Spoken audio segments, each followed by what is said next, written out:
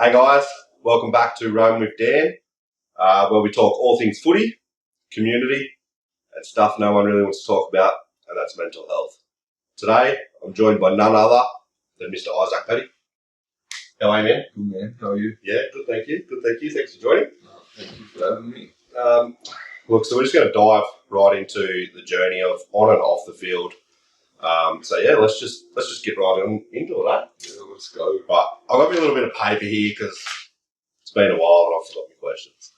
I won't use all this though, so be prepared. Look, how did you first get into footy?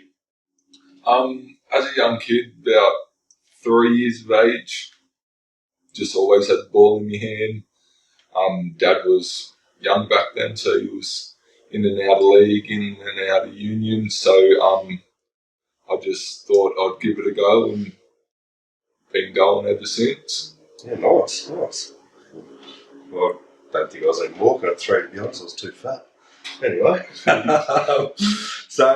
Look, what does playing or being around a club mean to you? Oh, it's like escape from day-to-day life. Footy's just been a getaway for me. No matter the situation, whether the club's one of the best clubs in the comp or one of the worst. I've been through some tough times with a couple of clubs and I've had some highs, and it just comes a maturity level with each age group and trying to stick the core group out. Most definitely. So, yeah. No, that's good. It's good to know. Right, I'm just going to throw a fun one in here. Always like these ones. Funniest teammate that you got at the moment, I'd have to say none other than Bert Murphy. Jeez. Old Bert, eh? No, I love him. He's great. Righto, so going to go just straight back into your footy journey. What's your highest from your playing career? Your highest highlight?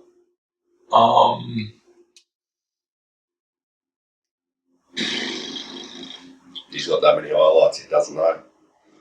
I wouldn't say that. I would say, what was it? I think it was under 14s, 15s at Cara Magpies. Went back to back. Grand finalists, winners. Panthers done us. Fuck me. Panthers. Oh, Jesus. Bathurst Panthers done us the year before at Lithgow, I think, and then we beat them over at Jack Arrow. Yep. And then we done it at home at Sid Callis. So, yeah. Yeah, nice. I thought, your highlight would have been sending me off in a charity match. But oh, geez, we don't remember that. I was on the other side of the field. Nah, look, it's always good to know, especially like your footy journey. Like, always have your highs, you have your lows. It's always good to know that you went back to back. It's a hard thing getting one premiership, let alone two. So, so that's just a little start there. So I'm gonna transition straight into like the mental health side of things now. So footy can give you some massive highs. It can also test you behind the scenes as well. So we're going to talk a little bit of both sides of that, I guess you'd say. So this here, ladies and gentlemen, it's real stories, real impact. He don't know these questions, and I feel sorry for everyone that jumps on here because I don't share my questions. So as you said before, footy's been a safe space for you. So you've already touched on that. So this is somewhat of one of the questions. So it's been a safe space for you during that time. Do you care to just explain some sort of background to that? It's just additional family. Like, yes, you have your blood family, and then you've got your outside immediate family. the good clubs build off that and welcome you in with open arms, and that's where I think I get another enjoyment. You get to know more people, and you get to know your community that you play for better, and you get to build a name for yourself and your family. So yeah, no, that's totally understandable. So what's a moment that genuinely, jeez, tested your mental health?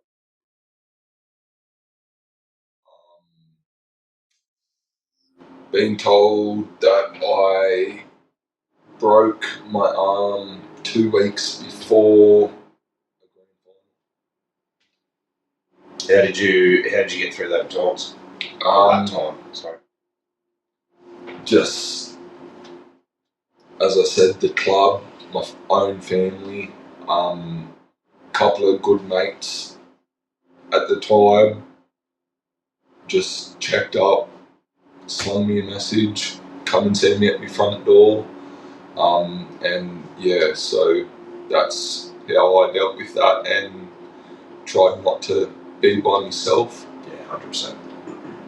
It's the biggest thing, is that like trying to be by yourself in those sort of times. It's hard, but you also don't want to be around anyone. Yeah, At the same time, yeah, I feel that there. How did a club or teammates support you through one of your toughest times when you're in your darkest moment? Reaching out, seeing if I wanted to do something during the day or after work, if I wanted to jump on the game, if I wanted to FaceTime, just to keep busy and not fall into that dark hole more than what you already are. Yeah.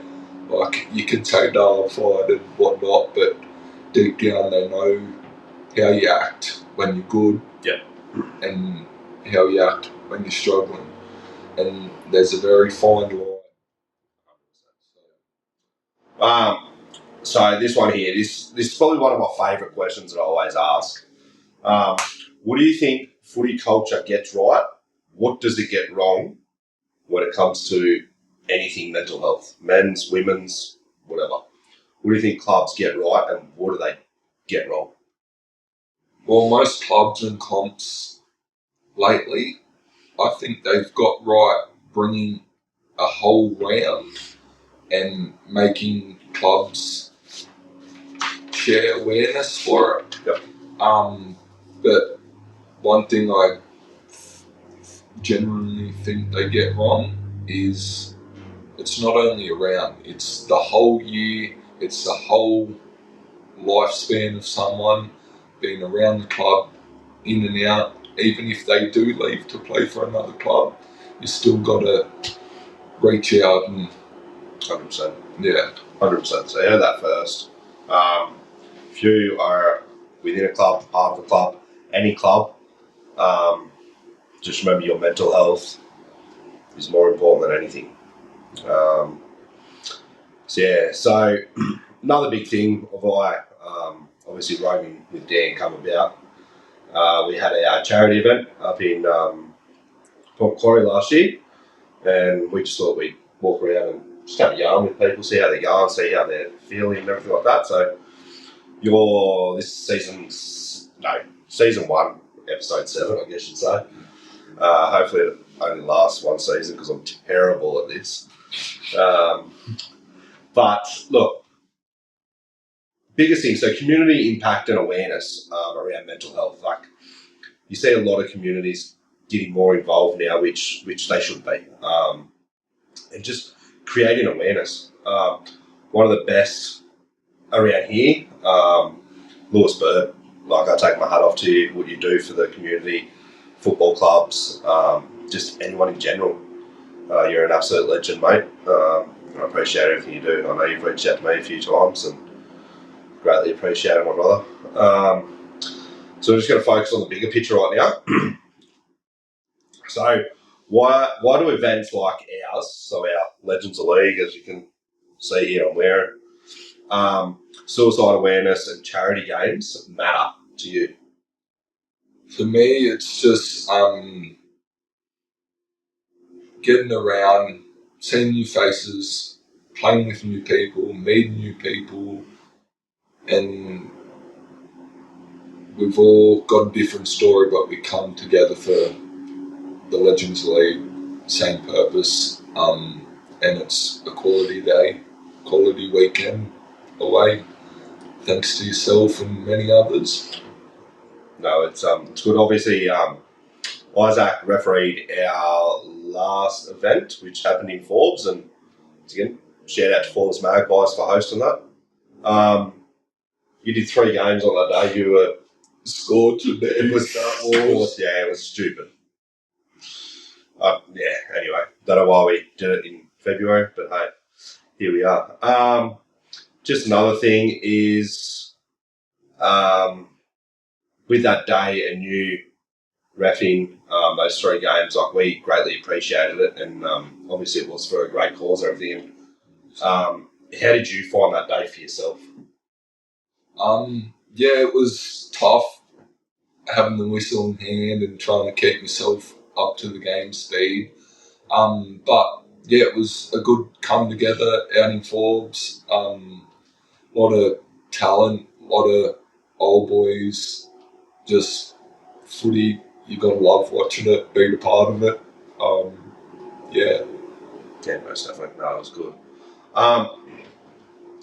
What message do you hope younger players hear more often?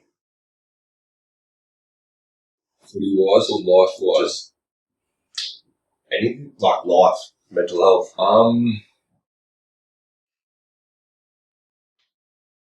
There's always better sunrise in the dark nights. It's good. I like that one. Wow.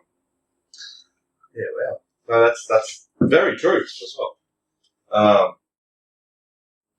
Just a quick shout out to Radio Neil Mason. I know you're up to something because you've just sent a message and laughed.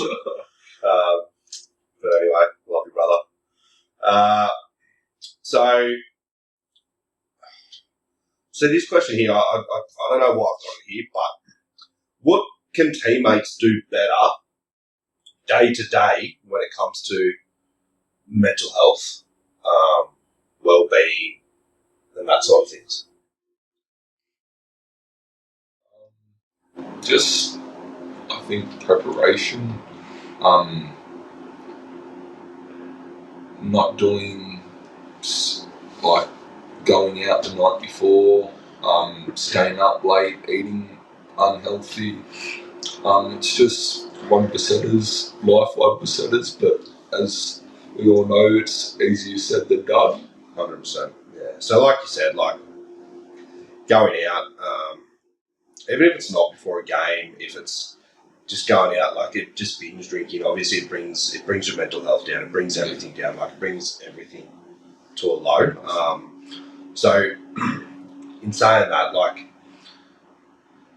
when you go out for a night and you're feeling low the next day, how do you get yourself out of that?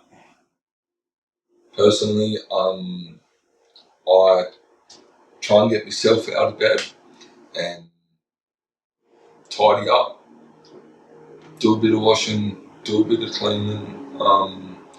If I can't do that, I just stay in bed and sleep all day. Like, 100%. But then again, is it really worth it? You lose a day of everything. Exactly. Yeah. No, sweet. No, that wasn't even a question. I just thought of that on the spot. So right. So I'm gonna hit you with a bit of a rapid fire now. So favourite player growing up? I would have to say Greg Inglis. Go-to pump-up song? Eminem, Lose Yourself. Ooh, best sledge you've ever heard?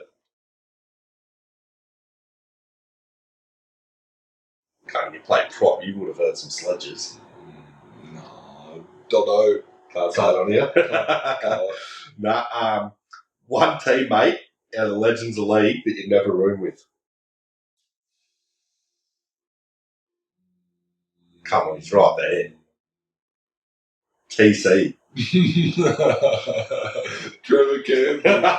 Oh, jeez.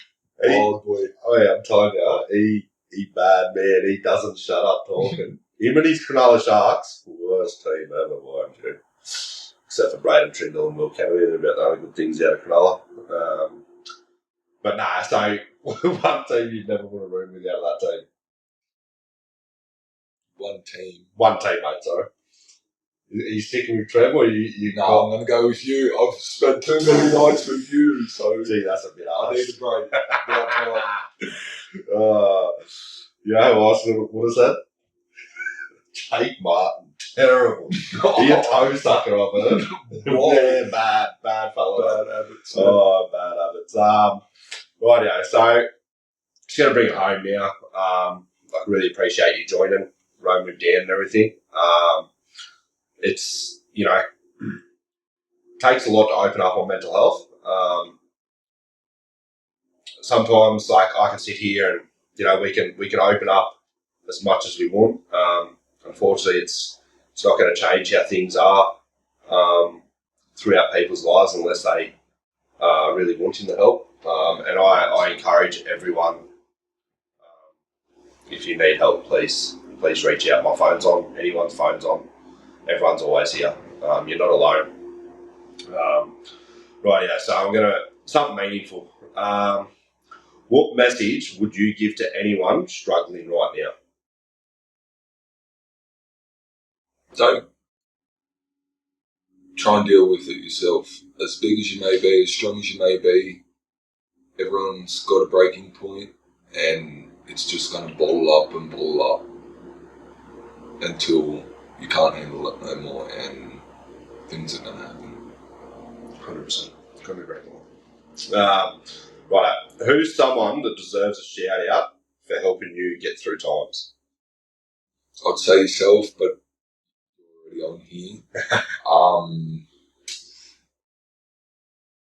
Your best mate, Jacob Hayeta.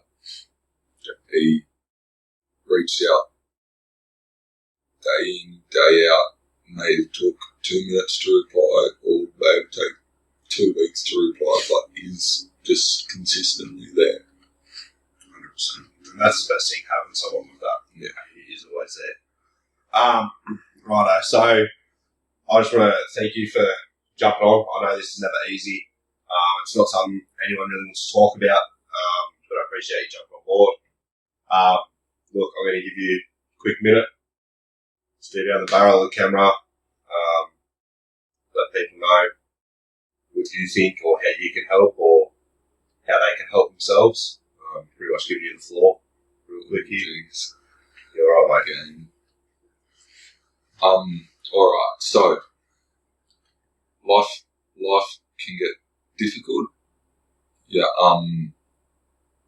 just gotta be a big person, overcome it, get the help you need, don't try and deal with it yourself. And the grass is always green on the other side. As long as it may take, as hard as it may get, life gets better. It takes time. Love it. Just while we're here, before I close it out, as you can see, Lifeline, one of our major sponsors for our events for Legends of League, and I appreciate them. So yeah, if you ever need anything, reach out to Lifeline. Always good to have a chat. So massive thanks to Isaac for jumping on and being open with us today. If today's chat helped you, or you know someone who needs to hear it, please share it around, reach out. Remember, you're not alone. Remember, talking saves lives. And guess what? Roaming with Dan